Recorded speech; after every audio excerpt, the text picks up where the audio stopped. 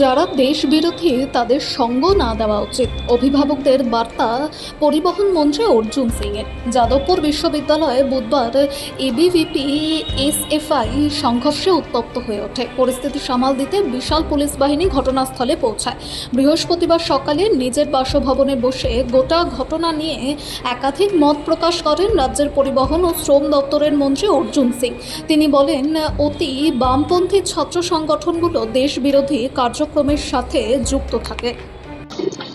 এটা বাড়ির লোককে চিন্তা ভাবনা, আমি তো বারবার বলছি, এই মাওবাদী বানানোটা, এই দিমাগি যে নকশাল, আরবান নকশাল, এখান থেকে নিজের পরিবার ছেলে মেয়েদেরকে দূরে রাখতে হবে। বিশেষ করে এই দায়িত্বটা মা বাবাকেও নিতে হবে। যেই হোক, জেনজি হোক বা যারাই এই ধরনের চিন্তা ভাবনা করছে, যে টুকরে টুকরে গ্যাং এর কথা শুনে তারা ভাবছে কি এটাই ওদের লাইফ।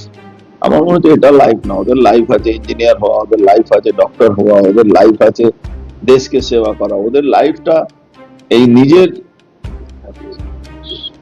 সমাজ, নিজের পরিবার, নিজের দেশ বিরোধী কাজ যাতে না।